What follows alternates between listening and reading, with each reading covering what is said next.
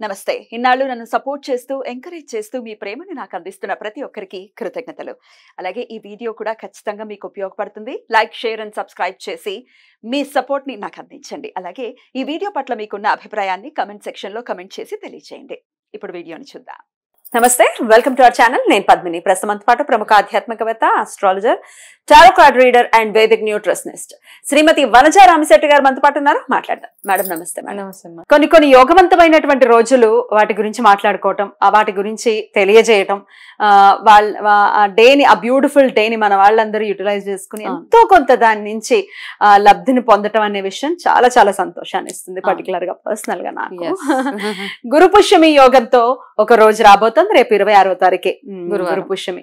గురువారం పుష్యమి నక్షత్రం ఉంది కాబట్టి గురు పుష్యమి యోగం వస్తుంది. కాకపోతే నైట్ టైమ్స్ లో వస్తుంది. పర్టికులర్ గా ఎప్పుడు వస్తుందని మీరు చెప్పండి. మరి నైట్ వస్తుంది కాబట్టి ఎట్లా యూటిలైజ్ వదలకూడదు. మంచి రోజు మళ్ళీ ఎప్పుడు వస్తుందో, ఎటువంటి సమస్యల నుంచి అధిగమించడానికి, లేకపోతే ఏదైనా చక్కటి రెమెడీస్ చేసుకోవటానికా, లేకపోతే ఎట్లా అసలు యూటిలైజ్ చేసుకోవచ్చు ఈ గురు పుష్యమి యోగం? డెఫినెట్ గా. అయితే మన జీవితంలో అన్ని గ్రహాల కంటే ఇంపార్టెంట్ గ్రహం గురుగ్రహం. గురు గ్రహం బాగుంది, ఫేవరబుల్ గా ఉంది మన జాతకంలో అంటే మనం ఎక్కడో ఉంటాం అన్నమాట, నెక్స్ట్ లెవెల్లో ఉంటాం. అదే గురువు బాగోలేకపోతే ఇప్పుడు వృషభ రాశి వాళ్ళకి అంత బాగాలేదు గురువు, కాబట్టి కొంచెం జాగ్రత్తగా ఉండాలి. అంటే పర్వాలేదు, బాగోలేదు అంటే ఏదో పనిష్మెంట్స్ వచ్చేస్తాయి అలా అని కాదు. కాకపోతే కొంచెం పనుల్లో మన ఆటంకాలు అవి కలగడము, మనం అనుకున్నంత దీనిగా మనకి రిజల్ట్స్ ఏమి రాకుండా ఉంటాయి. కాకపోతే దాని గురించి కూడా మాట్లాడుకుందాం మనం, ఏం చేయొచ్చు అని. గురుబలం తగ్గి ఉన్న వాళ్ళల్లో వృషభ రాశి వాళ్ళు మెయిన్ గా ఉన్నారు ఇప్పుడు. అయితే గురువు ఎప్పుడైతే బాగుంటారో, గురు గ్రహం ఫేవరబుల్ గా ఎప్పుడైతే ఉంటుందో మనకి అన్నిట్లో సక్సెస్, బిజినెస్ లో సక్సెస్, స్టడీస్ లో సక్సెస్ఫుల్ గా ఉంటది, ప్రాస్పెరిటీ అంటాము, ఇవన్నీ అనమాట. అంటే మనం చెప్పగానే వెంటనే పనులు అయిపోతూ ఉంటాయి. ఒక రికమెండేషన్ కూడా అవసరం లేదనమాట, మనకి వెళ్ళి చెప్పగానే అలా మన పనులన్నీ అలా అయిపోతూ ఉంటాయి. సో అంత బాగున్న బృహస్పతి గురుగ్రహము బాగోలేనప్పుడు అంత రివర్స్ అయిపోతూ ఉంటది అనమాట. ఏ పని చేయాలనుకున్నా అస్సలు జరగ ఆ పనులన్నిటికీ ఆటంకాలు కలుగుతూనే ఉంటాయి. పిల్లల చదువుల విషయాలలో వాళ్ళకి ఎంత చదువుకున్నా, ఎన్ని ట్యూషన్స్ పెట్టించినా, వేలు మీరు ఖర్చు పెట్టినా ఎక్కడ వేసిన గొంగళి అక్కడే ఉంటుంది. ప్రాపర్గా సీట్స్ రాకపోవడం, కొంతమంది పేరెంట్స్ ఇబ్బంది పడుతుంటారు, మా పిల్లలకి ఇంత మంచి ర్యాంక్స్ వచ్చినా ఎక్కడ సీట్స్ రావట్లేదు. సో ఇవన్నీ గురుగ్రహం బాగోలేనప్పుడు మనకి అయ్యే.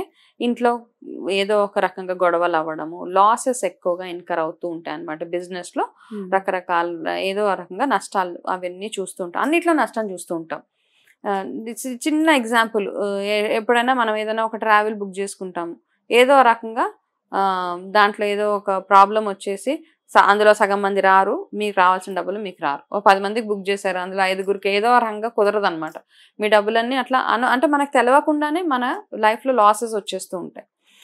కాబట్టి ఇట్లా ఉన్నప్పుడు మెయిన్ థింగ్, గురువారాలు రెగ్యులర్గా మీరు చేసుకుంటూ వెళ్ళిపోవడం. గురువారం ఏదైతే గురు పూజ చేయడము, బృహస్పతికి పూజ చేయడం, అరటి చెట్టు దగ్గర ఆవు నేతితో దీపం పెట్టడం దగ్గర నుంచి, పసుపును ఎక్కువగా వాడడము, దాని తర్వాత శనగల్ని దానం ఇవ్వడము, మన టెంపుల్స్ ఏవైతే ఉన్నాయో అంటే గురువుకు రిలేటెడ్ టెంపుల్స్, రాఘవేంద్ర స్వామి, దత్తాత్రేయ స్వామి, ఇలాంటి ప్లేసెస్లో రెగ్యులర్గా వెళ్ళి శనగలు అలా దానం ఇవ్వడము, లేకపోతే ప్రసాదంగా ఇవ్వడం ఒకటి. దాంతోపాటు ఎవరికైనా చదువుకి సంబంధించి మీరు ఏదైనా వాళ్ళకి హెల్ప్ చేయడం చాలా అయితే మీ ఇంట్లో పిల్లలకి సంబంధించి వాళ్ళ చదువులు రిలేటెడ్గా అన్ని బాగా ఇంటెలిజెంట్ పిల్లలే ఉంటారు, కానీ చదువు దగ్గరికి వచ్చేటప్పటికి మార్క్స్ అవి 0. సో ఇట్లా ఉన్నప్పుడు గురుగ్రహం ఏదో ఒక, మన గురుగ్రహం బాగలేదని చిన్న చిన్న ఇండికేషన్స్ అంతే, దీనికి జాతకాలు ఏం చూపించక్కర్లా. మీరు చేయాల్సింది గురువు రిలేటెడ్ టెంపుల్కి వెళ్ళి అక్కడ దత్తాత్రేయ స్వామి, రాఘవేంద్ర స్వామి, బాబా టెంపుల్, మీరు ఏ గురువుని నమ్మితే ఆ గురువు టెంపుల్కి వెళ్ళి అక్కడ మీరు చేయాల్సిన పూజలు, దానాలు అవన్నీ చేసేసేయండి.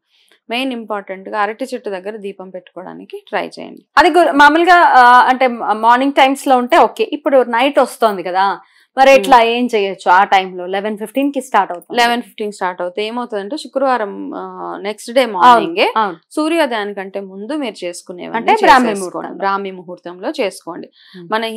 మన ఆస్ట్రాలజికల్ గా చూస్తూ ఉంటే మనము ఆ సూర్యోదయం లోపల పుడితే ముందు రోజు కిందకే కౌంట్ చేసేస్తారు అనమాట మనల్ని. కాబట్టి అలాగా ఇంగ్లీష్ డేట్స్ ప్రకారం అయితే నెక్స్ట్ డే కన్సిడర్ చేస్తారు. తెలుగు జాతకాలు అవి చూస్తున్నప్పుడు ఏంటంటే మనం సూర్యోదయానికంటే ముందు పుట్టినప్పుడు ముందు రోజు కిందకే వస్తుంది. కాబట్టి బ్రాహ్మీ ముహూర్తంలో మీరు ఆ రోజు చేయాల్సిన పూజలు, గురుగ్రహానికి చేయాల్సిన పూజలు అన్ని చక్కగా చేసుకుంటే సరిపోతుంది మనకి. Right right.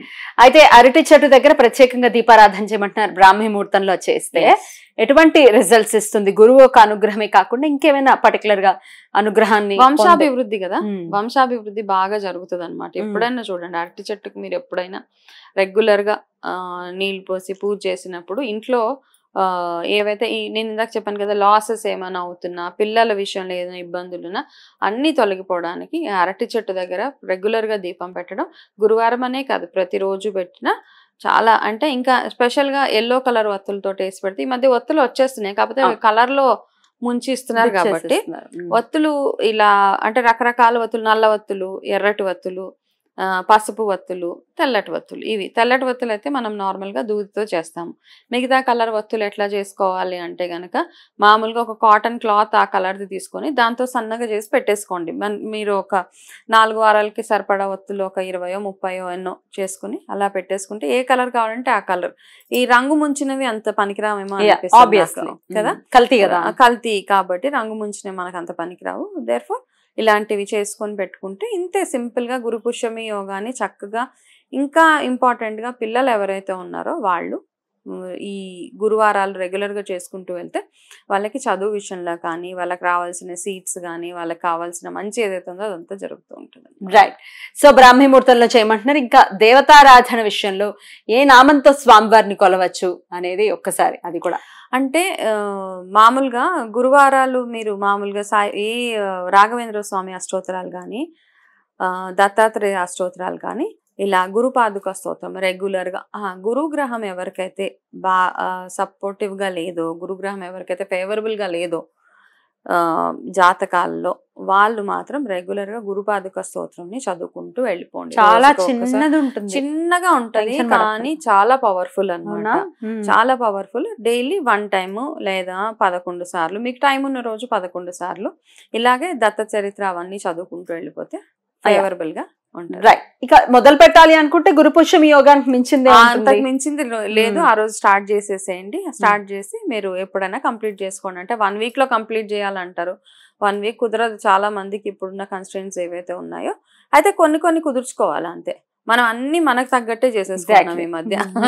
అంటే మన కన్వీనియన్స్, మన కంఫర్ట్ నే అమెండ్మెంట్స్ అన్ని మనకు అనుకూలంగా చేసుకుంటున్నాం అనమాట. Which is not correct. దేవుడి విషయంలో సరే మీకు వీలైతే చేయండి అని చాలా చెప్తున్నాం. కాకపోతే వీలు చేసుకొని చేయాలి కొన్ని.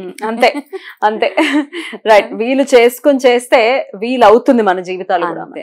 ఎందుకంటే మనకు అనుకూలంగా అన్ని అడ్జస్ట్ చేస్తున్నారు. పూజ టైమింగ్స్ దగ్గర నుంచి, నైవేద్యాల దగ్గర నుంచి, పూజల దగ్గర నుంచి ఏం పర్లేదు ఏమీ పర్వాలేదు, ఏం పనిష్ చేయడు భగవంతుడు. కాకపోతే అది మనకి దేవుడి పట్ల ఉన్న కమిట్మెంట్ అంతే. డెఫినెట్లీ కావాల్సినవి రావు, గుడ్ థింగ్స్ రావేమో అనుకోవచ్చు కాపోని డిలే. రైట్ అండి. చాలా బ్యూటిఫుల్ గా ఎక్స్ప్లెయిన్ చేశారు. మంచి యోగవంతమైన రోజు మన వాళ్ళందరూ వినియోగించుకోవాలని మనస్ఫూర్తిగా కోరుకుంటూ థ్యాంక్ యూ అండి. నమస్తే.